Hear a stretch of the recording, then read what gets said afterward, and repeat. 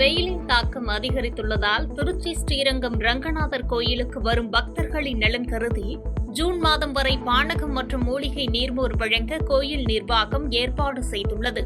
மேலும் பக்தர்கள் வெறும் காலில் நடக்கும் போது பாதம் சுடாமல் இருக்க கோயில் வளாகம் முழுவதும் தேங்காய் நாரினால் ஆன தரை விரிப்புகளும் விரிக்கப்பட்டுள்ளன.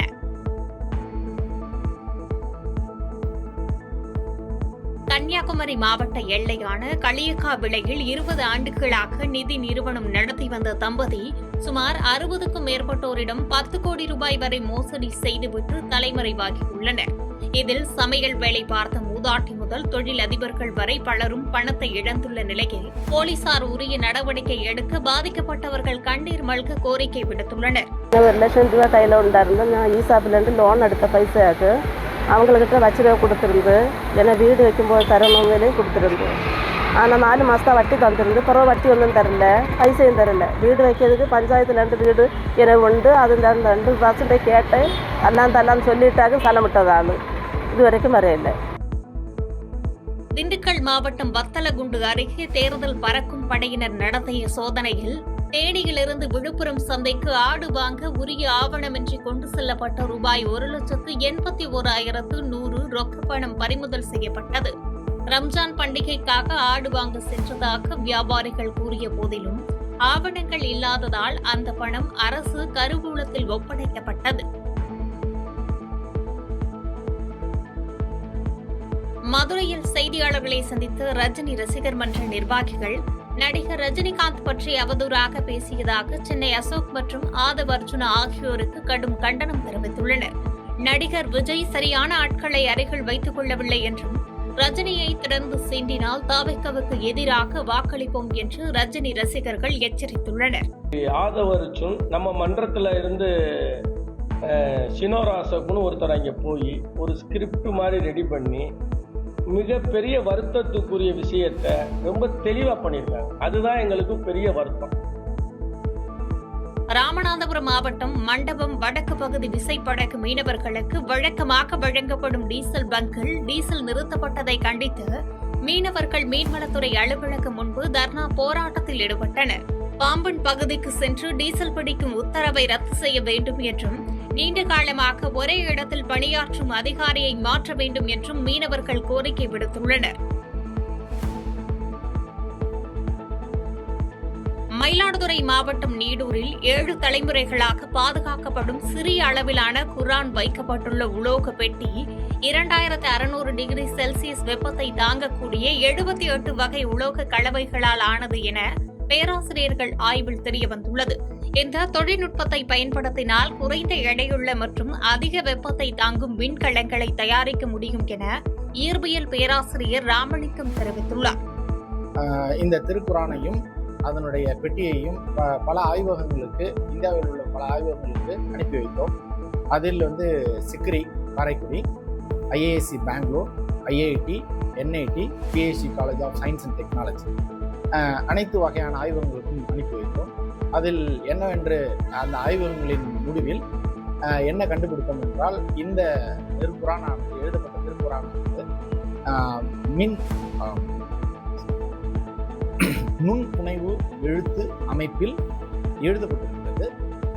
அதில் சாதாரணமாக அந்த எழுத முடியாதது.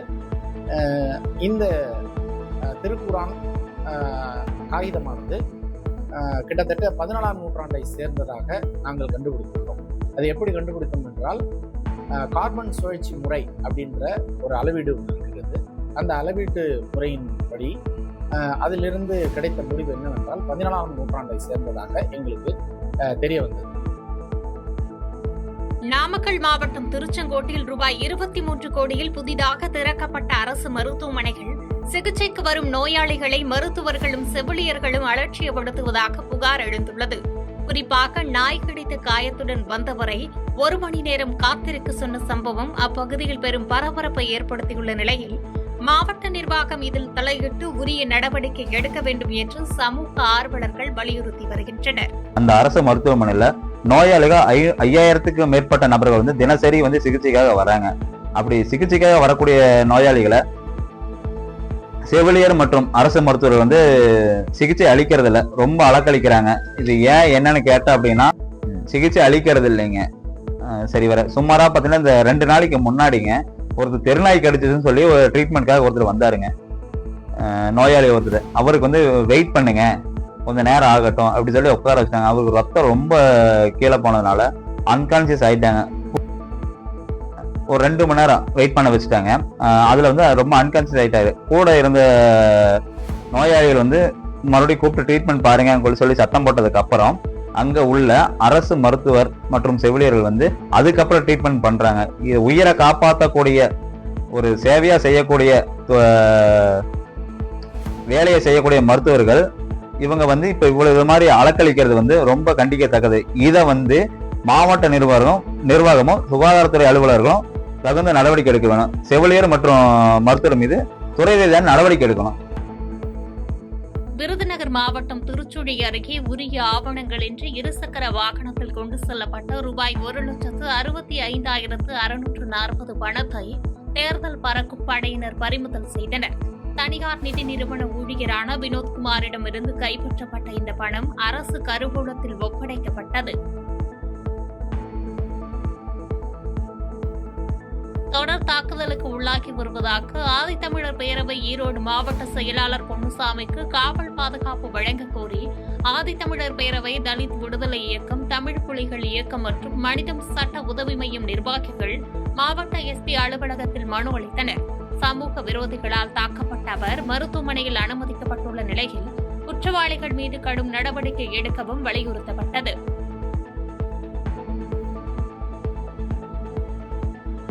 ஈரோடு மாவட்டம் புஞ்சை குளியம்பட்டியில் உள்ள ஊத்துக்குளி அம்மன் கோயிலில் கர்நாடக முறைப்படி யுகாதி பண்டிகை மற்றும் வேப்பம்பூ அபிஷேகம் விமர்சையாக நடைபெற்றது.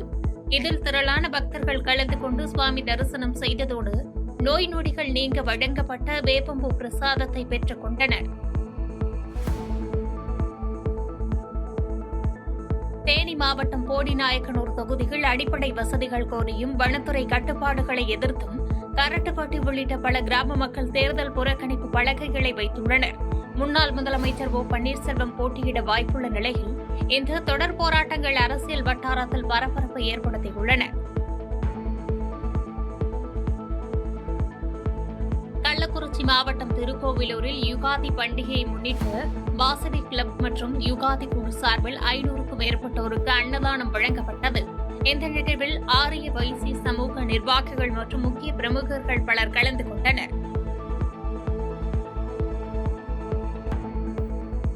புதுக்கோட்டை மாவட்ட நாயுடுகள் சங்கத்தின் சார்பில் தெலுங்கு புத்தாண்டு மற்றும் 25ஆம் ஆண்டு வெள்ளி விழா புதுக்கோட்டை மேலராஜ வீதியில் விமர்சையாக கொண்டாடப்பட்டது.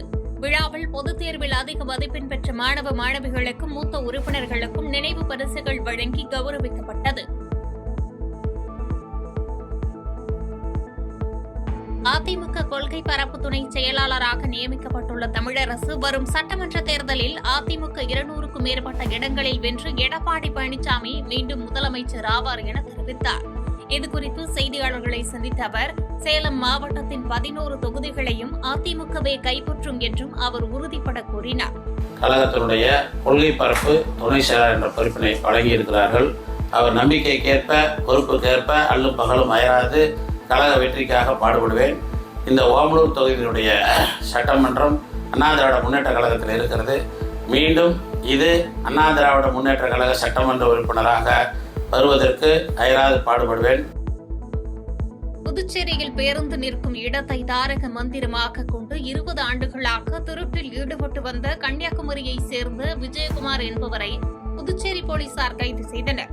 அவரிடமிருந்து ரூபாய் 2.50 லட்சம் மதிப்பிலான 12 செல்போன்கள் பறிமுதல் செய்யப்பட்டு அவர் சிறையில் அடைக்கப்பட்டார். வேலூர் திருமலை திருப்பதி தேவஸ்தான ஆலயத்தில் யுகாதி பண்டிகையை முன்னிட்டு வெங்கடேச பெருமாளுக்கு வெள்ளிக்கவசம் அணிவிக்கப்பட்டு சிறப்பு வழிபாடு நடைபெற்றது. மலர்கள் மற்றும் கனிகளால் பெருமாள் உருவம் வரையப்பட்டு நடத்தப்பட்ட இந்த தீபாராதனையில் திரளான பக்தர்கள் கலந்து கொண்டனர்.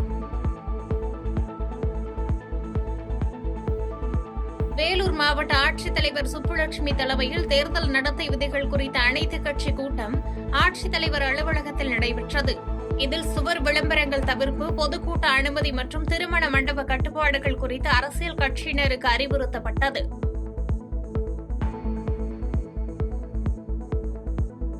நாமக்கல் மாவட்டம் பள்ளிப்பாளையத்தில் இருந்து வெப்படை செல்லும் தனியார் பேருந்தில் பீகாரைச் சேர்ந்த இருவர் மூட்டைகளுடன் பயணிப்பதை கண்ட போலீசார் அவர்களை சோதனை செய்ததில் கஞ்சா கடத்தி சென்று விற்பனையில் ஈடுபட முயன்றது தெரியவந்தது. இதையடுத்து அவர்கள் இருவரையும் கைது செய்த போலீசார் இதில் தொடர்புடைய மேலும் 6 பேரையும் கைது செய்து 16 கிலோ கஞ்சாவை பறிமுதல் செய்தனர்.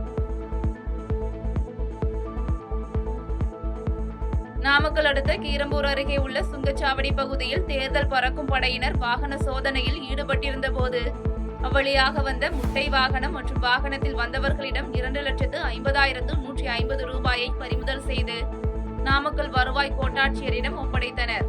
அதன் பின்னர் அந்த தொகைக்கான உரிய ஆவணம் கொண்டுவரப்பட்டதை அடுத்து ரொக்கப்பணம் மற்றும் வாகனம் உரியவர்களிடம் திரும்ப ஒப்படைக்கப்பட்டது.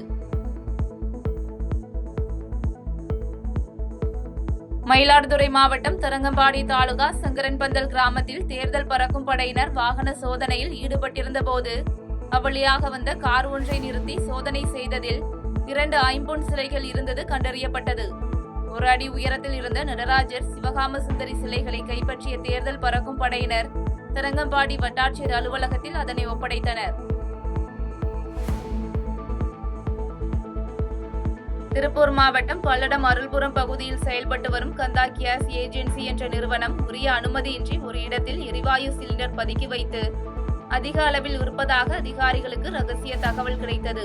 இதுகுறித்த தகவலின் பேரில் போலீசாருடன் சம்பவ இடத்திற்கு சென்ற அதிகாரிகள் அனுமதியின்றி பதுக்கி வைக்கப்பட்டிருந்த 123 வணிக பயன்பாட்டு சிலிண்டர்களை கண்டறிந்து பறிமுதல் செய்தனர்.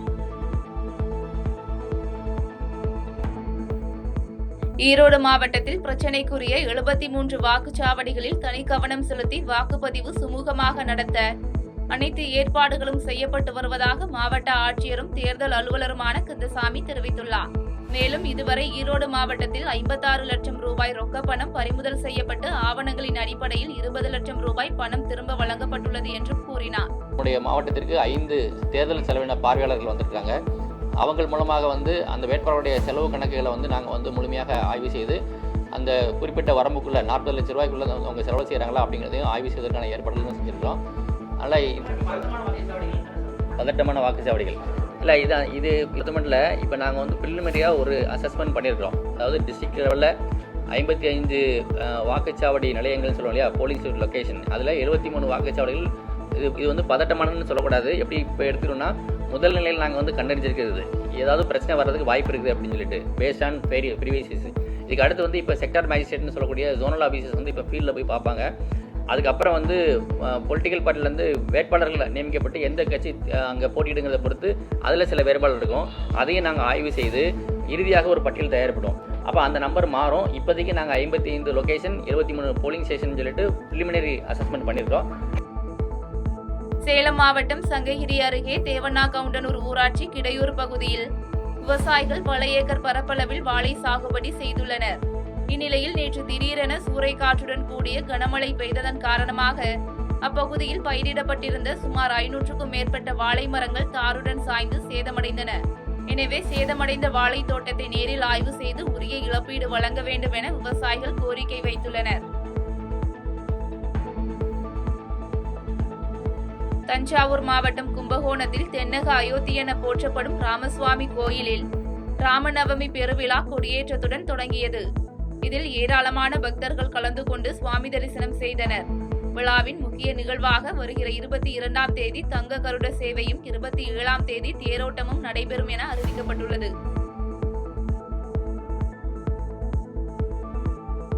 தேர்தலில் 100% வாக்குப்பதிவை வலியுறுத்தி தஞ்சையின் அடையாளமான தலையாட்டி பொம்மைகளுடன் கூடிய விழிப்புணர்வு பதாகைகள் வைக்கப்பட்டுள்ளன. தஞ்சை ரயில் நிலையம் முன்பு சாந்தா பிள்ளை கேட் மேம்பாலம், பழைய பேருந்து நிலையம், புதிய பேருந்து நிலையம் உள்பட 5 இடங்களில் இந்த விழிப்புணர்வு பதாகைகள் வைக்கப்பட்டுள்ளன.